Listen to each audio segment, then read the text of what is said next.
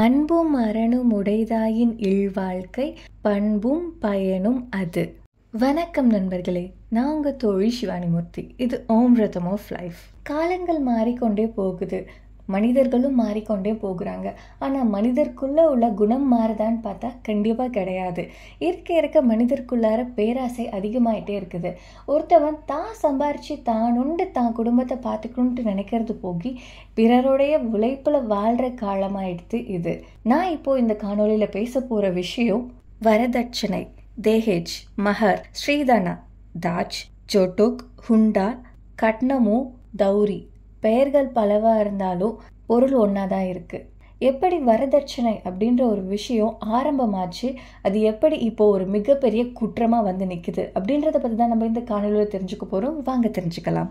ஒரு பெண் கல்யாணமாகி தன்னுடைய பிறந்த வீட்டை விட்டு புகுந்த வீட்டுக்கு போகும்போது தன்னோட சேர்த்து அசையா சொத்துக்களை எடுத்துகிட்டு போவாங்க. அது அவங்களுடைய தந்தை வழியாவோ தாய் வழியாவோ இல்லை உறவினர்கள் கொடுத்த ஒரு அன்பளிப்பாக இருக்கும். இப்படி கொண்டு வர இந்த அன்பளிப்பு பொருட்களை வரதட்சணை அப்படின்ட்டு சொல்லுவாங்க.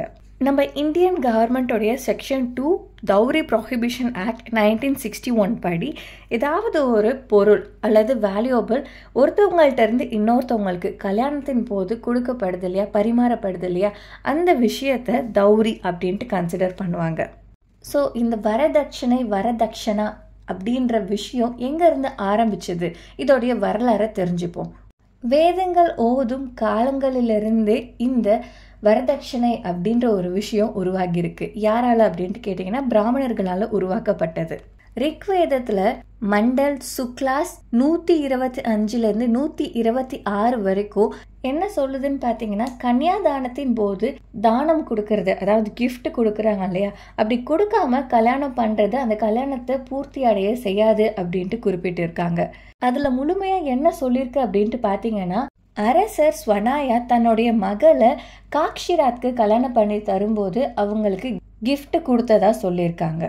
இரண்டாவது உதாரணம் மகாபாரதத்தை எடுத்துக்கிட்டீங்க அப்படின்னா, அடிபர் செக்ஷன் 197 ஸ்லோகாஸ் 15லேருந்து 18 வரைக்கும் எடுத்துக்கும் போது இதில் அரசர் திரௌபத் அவருடைய மகள் திரௌபதியை பஞ்சபாண்டவர்கள் 5 பேருக்கு கல்யாணம் பண்ணி தரும்போது அவங்களுக்கு கொடுத்த கிஃப்டை பற்றி சொல்லியிருக்காங்க.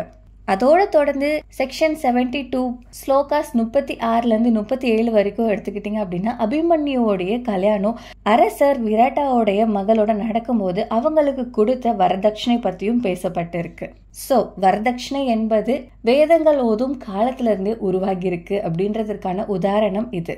அதற்கு பிறகு மனுஸ்மிருதி நீங்கள் கண்டிப்பாக கேள்விப்பட்டிருப்பீங்க. அப்படி கேள்விப்படல அப்படின்னா இது ஒரு தொன்மையான ஒரு நூல்னு சொல்லலாம். இந்த நூலில் ஒரு மனிதன் எப்படி வாழணும் அப்படின்றதற்கான குறிப்புகளை எழுதி வச்சிருக்காங்க அப்படின்ட்டு சொல்கிறாங்க. இது வரைக்கும் நான் அதை படிக்கலை, நீங்கள் படிச்சிருந்தீங்கன்னா கிரேட். ஸோ இந்த மனுஸ்மிருதியில் தௌரியை பற்றி சொல்லியிருக்காங்க. அதில் என்ன சொல்லியிருக்காங்க அப்படின்னா, பழங்காலத்து இந்தியாவில் வாழ்ந்த பிராமணர்கள் இந்த தௌரி சிஸ்டத்தை ஃபாலோ பண்ணியிருக்காங்க. எதற்காக அப்படின்ட்டு பார்த்தீங்க அப்படின்னா, ஒரு பெண் சமூகத்தில் யாரையும் நம்பி இருக்கக்கூடாது. அவங்களுக்குன்ட்டு ஒரு ஏர்னிங் இருந்துச்சு அப்படின்னா அவங்க மற்றவங்கள நம்பி இல்லாமல் அவங்களுடைய உழைப்பில் அவங்க வாழ்ந்துப்பாங்க. அவங்களுக்கு ஒரு பேக்கப் வேணும் எமர்ஜென்சி டைமில் அப்படின்ற ஒரு நல்ல நோக்கத்தில் தான் இந்த தௌரி அப்படின்ற ஒரு சிஸ்டம் உருவாக்கியிருக்காங்க. முக்கியமாக இந்த தௌரி சிஸ்டம் எப்படி வந்திருக்கு அப்படின்ட்டு பார்த்தீங்கன்னா, பெண்களுக்கு மட்டும்தான் சொத்துக்கள் பரிமாறப்பட்டிருக்கு. அதாவது இப்போ ஒரு அம்மா இருக்காங்க அப்படின்னா அவங்களுடைய தந்தை கொடுத்த சொத்துக்கள் எல்லாமே அவங்க கிட்டக்க தான் இருக்கும். அவங்களுடைய தாய் கொடுத்த சொத்துக்கள் எல்லாமே அவங்கள்ட்ட இருக்கும். அவங்க அவங்களுடைய மகளுக்கு, அவங்க மகள் அவங்களுடைய மகளுக்கு, இப்படி பெண்கள் கிட்ட மட்டும்தான் சொத்துக்கள் பரிமாறப்பட்டிருக்கு. இதை தான் தௌரி, கன்னியாதானம் அப்படின்ட்டு சொல்றாங்க. ஆனா இதுவரை பிராமணர்கள் அல்லாதவர்கள் வரதட்சணை கொடுத்ததா எந்த ஒரு அத்தாட்சியும் இது வரைக்கும் கண்டுபிடிக்கப்படலை. எப்படி பெண்களுடைய சொத்துக்கள் அவங்களுடைய பெண்களுக்கு போகுதோ அதே போல் ஆண்களுடைய சொத்துக்களும் அவங்களுடைய ஆண்களுக்கு போகும். ஆனால் அதில் இருந்து இப்போ ஒரு ஆணுக்கு ஒரு முழு சொத்து போகுதுன்னா அதில் ஒரு 1/4 பங்கு அவங்க பெண்ணுக்கு கொடுப்பாங்க. வேதங்கள் ஓதும் காலம் போயிட்டு புத்த காலம் வந்துச்சு. அந்த காலத்தில் இந்தியாவில் வாழ்ந்த மக்கள் பெரும் பங்கு புத்திசமை ஃபாலோ பண்ணிட்டு இருந்தாங்க. புத்திசமுடைய நியதிப்படி ஒரு பெண்ணுக்கு ஒரு நிலத்தை சொந்தம் கொள்வதற்கு உரிமை உண்டு அப்படின்ட்டு அவங்களுடைய சட்டம் இருக்கு. ஸோ அந்த டைமில் தௌரியை ஒரு வெல் கன்ஸ்ட்ரக்டட் ஸ்ட்ரக்சராகவே அவங்க மாற்றியிருந்தாங்க. அதை பெண்கள் பராமரிக்கிறது மட்டும் இல்லாமல் ஒரு பெண்ணுக்கு அவங்களுடைய வாழ்க்கையில் ஏதாவது ஒரு பிரச்சனை எமர்ஜென்சின்னு வரும்போது அவங்களுடைய தாய் கொடுத்த அந்த சொத்துக்களை வச்சு அவங்க தன்னுடைய வாழ்க்கையை முன்னோக்கி கொண்டு போகிறதுக்காக தௌரி அப்படின்ற ஒரு விஷயம் கண்டினியூ ஆகிட்டு இருந்திருக்கு. இதற்கு பிறகுதான் இடைக்காலத்துல அதிக அளவு குழந்தை திருமணமா இருக்கட்டும், தௌரி அப்படின்ற ஒரு விஷயம் அதிகமாயிட்டே இருந்துச்சு. இந்த காலகட்டத்துல தான் இந்தியா முகல் மற்றும் அரேபியர்களுடைய ஆட்சி கிழக்க வந்துச்சு. ஸோ அப்போ பெருமளவு வட இந்தியாவை ஆட்சி பண்ணிட்டு இருந்தவங்க ராஜ்புத். இவங்க எதுக்கு ஃபேமஸ் அப்படின்ட்டு பார்த்தீங்கன்னா வரதட்சணைக்கு. ஏன்னா அவங்க ஒரு பொண்ணை கட்டி கொடுக்கும்போது நிறைய நகை, பணம், சொத்துக்கள் அவ்வளோ சொத்தை கொடுத்து அனுப்புவாங்களாம். இதுக்காகவே அவங்கள்ட்ட கல்யாணம் பண்ணிக்கிறதுக்கு நீ நானும் போட்டி போட்டு வருவாங்களாம். இங்கே தான் பேராசை அப்படின்ற ஒரு விஷயம் அதிக அளவு வளர்ந்துருக்கு அப்படின்ட்டு சொல்லலாம். ஆமாம், ஒரு பெண்ணை கல்யாணம் பண்ணுறதுக்கு இவ்வளோ நகை, இவ்வளோ பொருட்கள் கொடுக்குறாங்க அப்படின்னா யார் அதிக அளவு கொடுப்பாங்களோ அவங்கள்ட்ட தான் அந்த பையன் பொண்ணை கட்டுவான். அதுதான் இப்போவும் நடந்துட்டு இருக்குல்ல. ஸோ அந்த காலகட்டத்தில் முகலாயர்கள் இந்தியாவை ஆட்சி பண்ணிட்டு இருக்கும் போது அவங்க வேறு ஊன்றணும் அப்படின்றதுக்காக இந்த ராஜ்புட் கூட திருமணத்தை நடத்தினாங்க.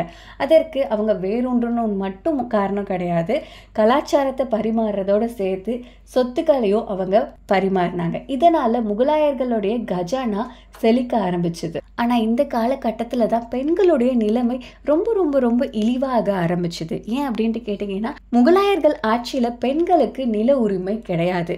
பெண்களுக்கு அளிக்கப்படுற வரதட்சணை எல்லாமே அந்த பெண்ணுக்கு சேராது, அவங்களுடைய கணவனுக்கும் அவங்களுடைய குழந்தைகளுக்கு தான் அது போய் சேரும் அப்படின்ற ஒரு சிஸ்டம் கொண்டு வந்தாங்க.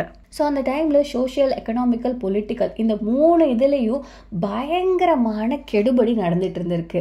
ஒரு பெண் குழந்தை பிறந்தா அந்த பெண் குழந்தையுடைய குடும்பத்துக்கே அது பாரம்னு கருதப்பட்டு அந்த குழந்தைய சீக்கிரமாக கொன்னுடுறதா இருக்கட்டும், அப்படி இல்லை அப்படி பிறந்த குழந்தைங்களுக்கு அதிகமாக காசு போட்டு கல்யாணம் பண்ணி கொடுக்கணுமே அப்படின்றதுக்காக பலர் தன்னுடைய சொத்துக்கள் எல்லாத்தையும் அழிச்சு கடன் வாங்கினது இது எல்லாமே அப்போதான் ஸ்டார்ட் ஆச்சு. இதே சமயம் பெண் பிள்ளைகளுக்கு எதிரான பல தவறுகள் நடக்கவும் ஆரம்பிச்சது.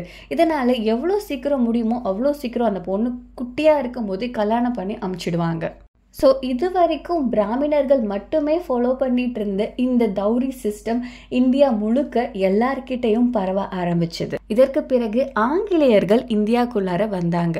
இந்தியாவில் முதல்ல ஆங்கிலேயர்களுடைய கட்டுப்பாடு ஆட்சி தொடங்கினது 1793 அப்போதான். இது வெஸ்ட் பெங்காலில் ஸ்டார்ட் ஆச்சு. ஸோ அது வரைக்கும் இந்தியாவுடைய ப்ராப்பர்ட்டி ஸ்ட்ரக்சர் எப்படி இருந்துச்சு தெரியுமா? அரசர் இருக்காரு அப்படின்னா எல்லா நிலமும் அரசருடைய கட்டுப்பாடுக்குள்ளதான் வரும். இந்த பகுதியில் ஒரு மக்கள் இருக்காங்க அப்படின்னா அவங்களுடைய வீடு அதெல்லாம் அங்கே இருக்கும், அவங்களுக்கு அது சொந்தமானது. ஆனால் அவங்க அது விற்கலாம் போகிறது கிடையாது, யார்கிட்டையும் பட்டாவும் இருக்க போகிறது கிடையாது. அந்த நிலம் அரசருக்கு சொந்தமானது, ஆனால் நான் இங்கே இருக்கேன் அப்படின்ற மாதிரி தான் இருந்துச்சு. ஆனால் வெள்ளையர்கள் வந்ததுக்கு பிறகுதான் பட்டா அப்படின்ற ஒரு விஷயத்த அவங்க இன்ட்ரடியூஸ் பண்ணுறாங்க. லேண்ட் ஓனர் அப்படின்ற ஒரு விஷயமும் வந்துச்சு. ஸோ இதோடு சேர்ந்து ஜமீன்தார் அப்படின்ற ஒரு சிஸ்டத்தை வெள்ளையர்கள் உருவாக்குனாங்க. யார் இந்த ஜமீன்தார் அப்படின்ட்டு கேட்டிங்கன்னா, நீங்கள் இப்போ ஒரு விவசாயத்தை பண்ணிகிட்ருக்கீங்க.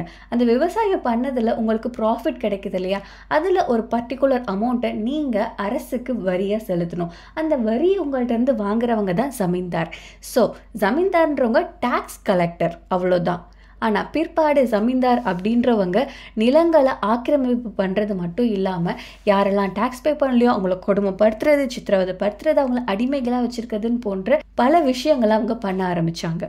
Back to our story. So இந்த காலகட்டத்தில் தான் தௌரி, வரதட்சணை அப்படின்றது ஒரு மிக கொடூரமான ஃபேஸை எடுக்க ஆரம்பிச்சது. இப்போ நம்ம பார்த்துட்டு இருக்கோம் இல்லையா, இது எல்லாத்துக்குமே விதைச்சது இந்த காலகட்டத்தில் தான் சொல்லணும். ஏன்னா கல்யாணம்ன்றது புனிதமான விஷயம் அப்படின்றத தாண்டி பிஸ்னஸ் ஆக ஆரம்பிச்சது இந்த காலகட்டத்தில் தான். வெள்ளையர்களுடைய ஆட்சி கீழக்க பெண்களுக்கு நில உரிமை கிடையாது, ஆண்கள் மட்டும்தான் நிலங்களை வச்சிருக்கலாம். ஸோ அதுவரை அவங்களுடைய தாய்கிட்ட வாங்கிட்டு இருந்த அத்தனை சொத்துக்களும் அவங்களுடைய கணவனுக்கு மாற்றப்பட்டுச்சு.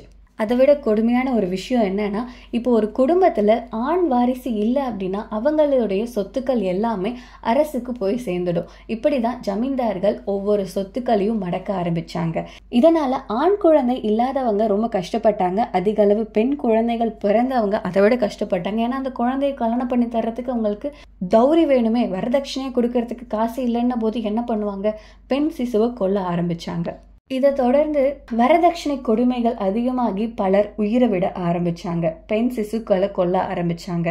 நம்மளுடைய சமுதாயத்துல பெண் ஆண் இவங்களுக்கு இடையே இருந்த அந்த இடைத்தட்டு மாற ஆரம்பிச்சது.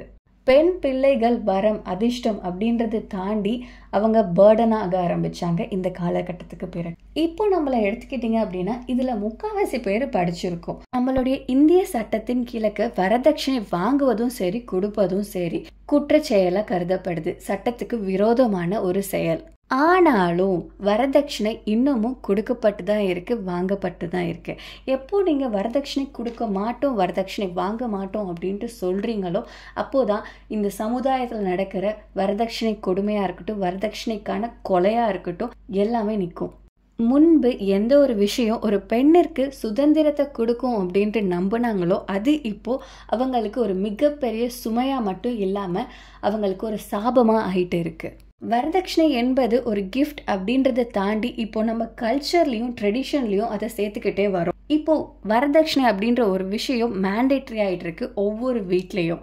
பல பெண்கள் இன்றும் நம்ம சமுதாயத்துல இந்த வரதட்சணை கொடுமையால கஷ்டப்பட்டுட்டு இருக்காங்க. ஆனா அவங்களுடைய கஷ்டத்தை அவங்க வாய் திறந்து சொல்றது கிடையாது. ஏன்னா சமுதாயத்துல அவங்களுடைய குடும்பத்தோட பெயர் கெட்டு போயிடும், தன்னுடைய வாழ்க்கை என்ன ஆகும் அப்படின்ட்டு யோசிச்சு ஒவ்வொருத்தரும் தன்னுடைய வாழ்க்கைய நரகத்துல வாழ்ந்துட்டு இருக்காங்க.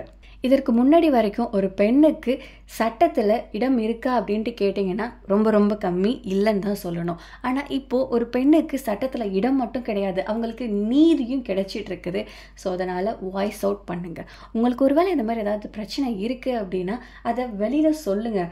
அது போலீஸ்கிட்ட தான் சொல்லணுன்ட்டு கிடையாது, அட்லீஸ்ட் உங்களுக்கு தெரிஞ்சவங்கள்ட்டையாவது சொல்லுங்கள். இதன் மூலமாக அந்த பெண்களுக்குள்ளே இருக்கிற மன அழுத்தம் குறையலாம். நம்ம அரசு இந்த வரதட்சணை கொடுமை இல்லாத ஒரு நாடை உருவாக்குறதுக்கு சட்டங்களை வலு பண்ணும் அப்படின்ட்டு நம்புறேன். நான் உங்க தோழி சிவானி மூர்த்தி. இது ஓம் ரிதம் ஆஃப் லைஃப். நன்றி, வணக்கம், வாழ்க வளமுடன், ஜெய்ஹிந்த்.